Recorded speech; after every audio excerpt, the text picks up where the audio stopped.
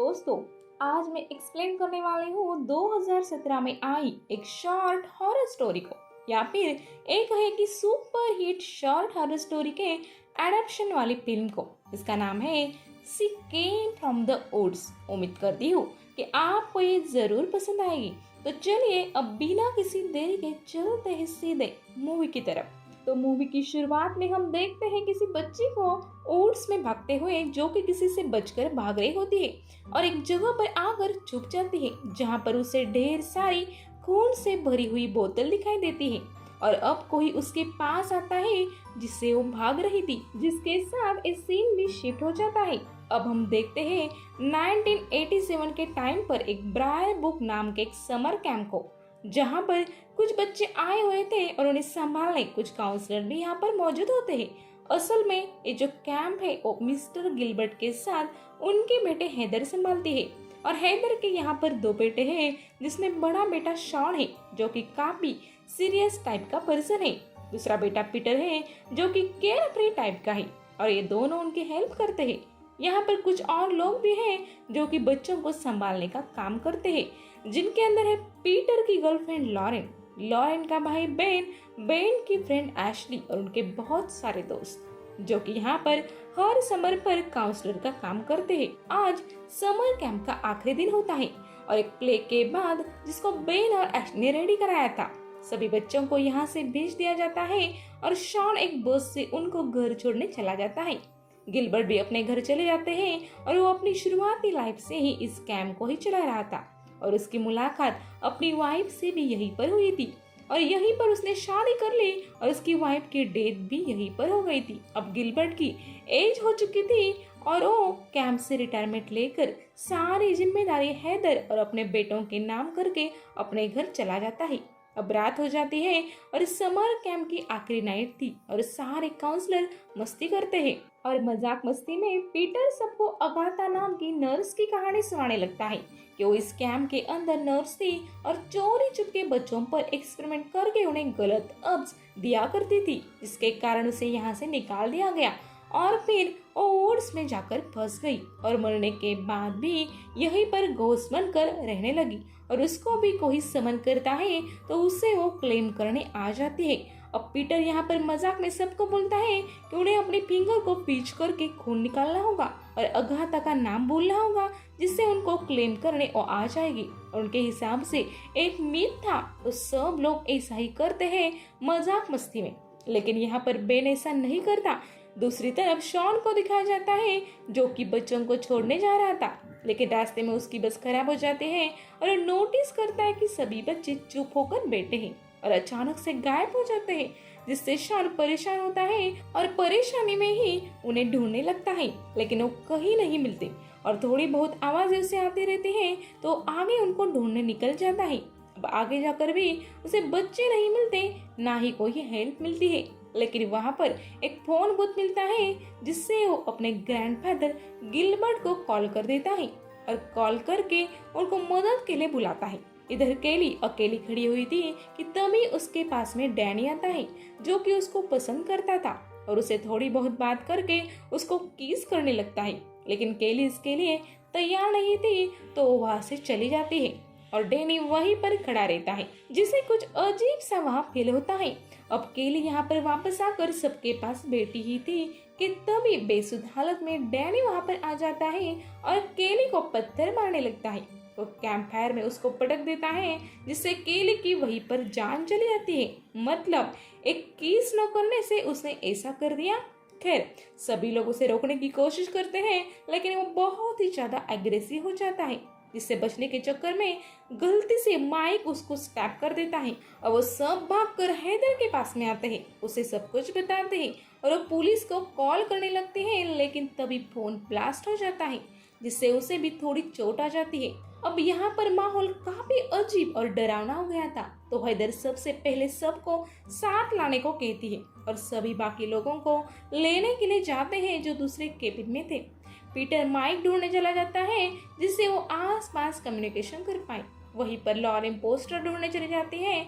अब लॉरेन को उस रूम में कुछ डॉक्यूमेंट मिलते हैं जो कि उसको थोड़े अजीब लगते हैं और वहीं पीटर को दिखाने चली जाती है।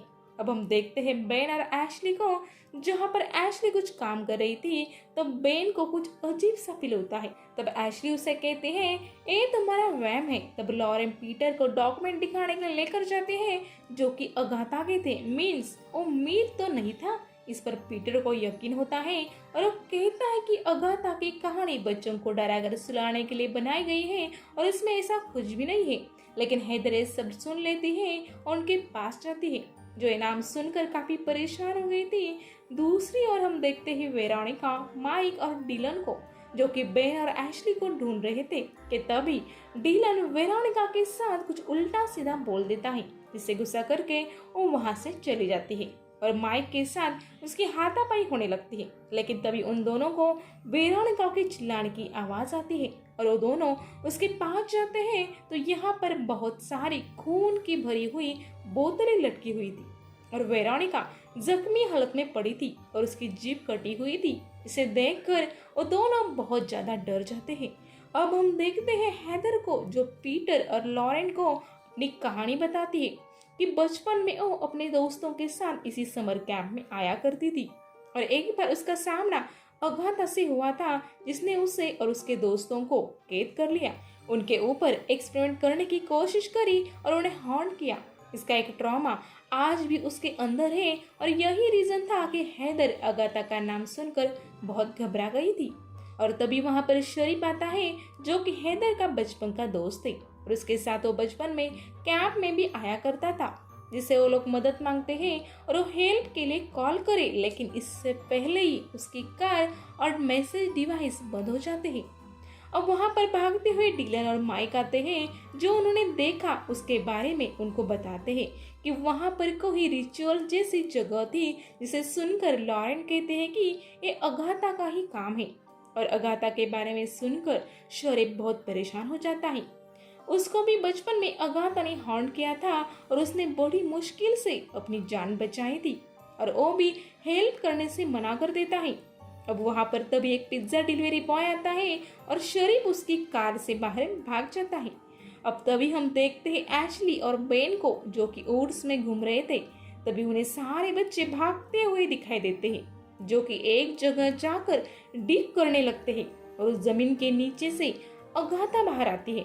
लेकिन स्ट्रेंजली उसे एशली ही देख पा रही थी, बेन को नहीं दिख रही थी। अब अगाथा के कमांड पर उसके कंट्रोल बच्चे उन दोनों पर अटैक करने भागने लगते हैं और एशली को पकड़कर उसे जान से भी मार देते हैं।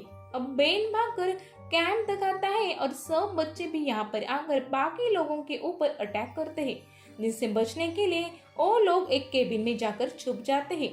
अब यहाँ पर सभी लोग डरे हुए थे और आपस में बहस करने लगते हैं, जहाँ पर हेदर बताती है कि अगाथा को लाइफ चाहिए, इमोर्टल होना है और वो उन सब को क्लेम करके ही रहेगी और तब तक नहीं रुकेगी जब तक उसे हेल में भेजने वाले मर नहीं जाते, जो उसको समन करने वालों में ही हो सकते हैं। यानी कि इन सब ने जो शुरुआत में खून वाला रिचुअल्स किया था, शायद वो काम कर गया। अब तभी माइक एक प्लान बनाता है कि वो बच्चों को अपने पीछे भगाकर एक केबिन तक ले आएगा और वो लोग उसके बाहर आने पर केबिन लॉक कर देंगे, जिससे बच्चे आज की रात बंद रहेंगे और अगले दिन ठीक हो जाएंगे।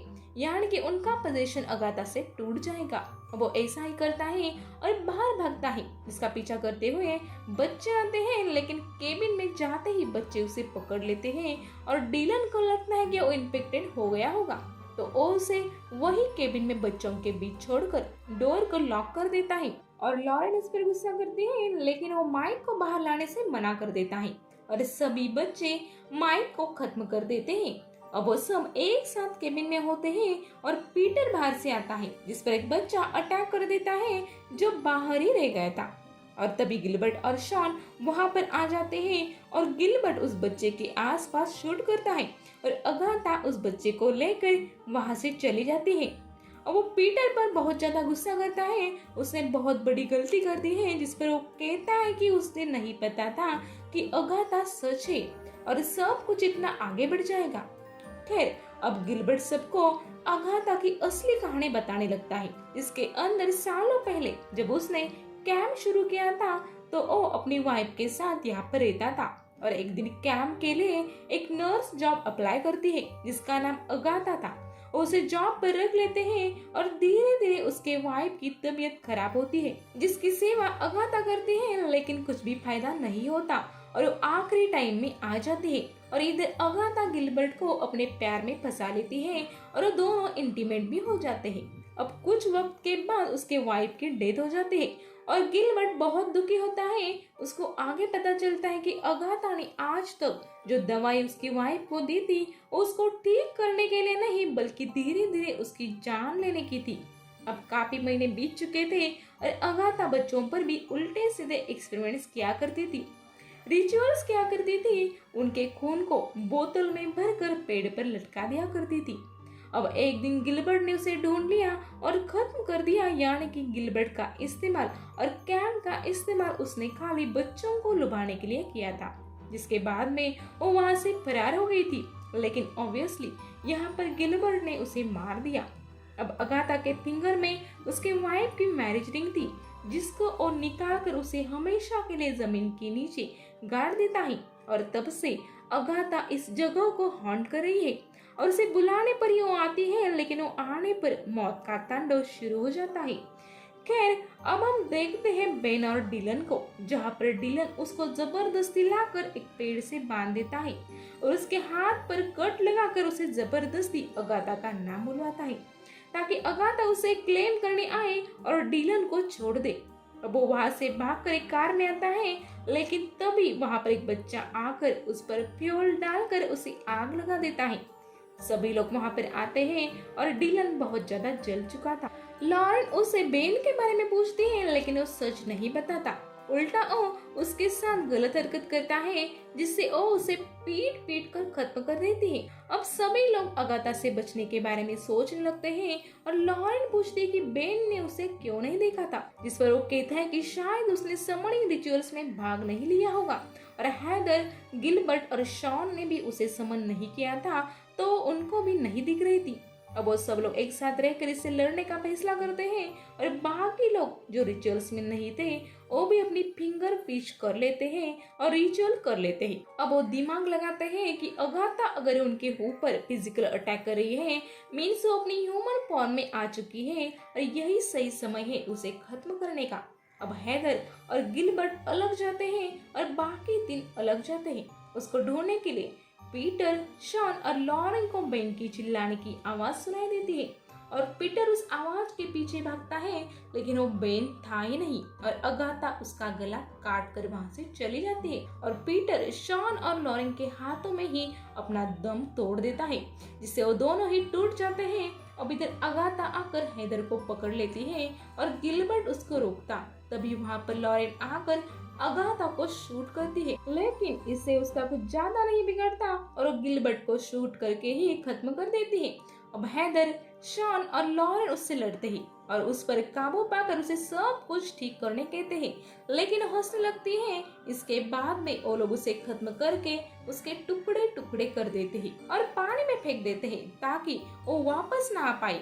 अब तक सुबह भी हो जाती है और एक पुलिस कार वहाँ पर आती है, जिसके अंदर एक ऑफिसर था और उसे यहाँ पर बेन लाया था, जो कि असल में बच गया था। और यहाँ का मंजर देखकर ऑफिसर भी डर जाता है और इसी के साथ में ये मूवी यहीं पर खत्म हो जाती है। तो दोस्तों, it is she came from the woods short horror story के प्रॉपर हॉरर फिल्म जो कि हाल में आई है। अब ऑब्वियसली मुझे पता है कि जो विच है वो मरी नहीं है और ऐसे ही किसी विच को मारा नहीं जा सकता। इन लोगों ने बस अपने दिल की तसल्ली के लिए ऐसा कर लिया है, लेकिन मुझे पता है कि वो अभी भी जिंदा है। और हाँ, कभी भी अगाथा को समन मत करना, नहीं तो वो आपको भी आकर कुछ भी कर सकती है। अभी जो स्टोरी है ना वो काफी इंटरेस्टिंग है और उसे देखने में बहुत ज्यादा मजा आता है।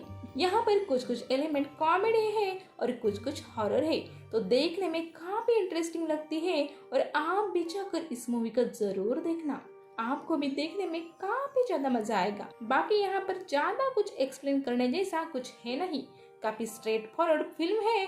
उम्मीद करती हूँ कि आपको कॉन्सेप्ट पसंद आया होगा। पसंद आए तो वीडियो को लाइक कर देना, चैनल के ऊपर नए हैं तो सब्सक्राइब कर लीजिए और कमेंट करके बताना कि आपको ये वीडियो कैसी लगी। तो मैं आप सबको मिलती हूँ अगली वीडियो के साथ में, तब तक के लिए गुड बाय।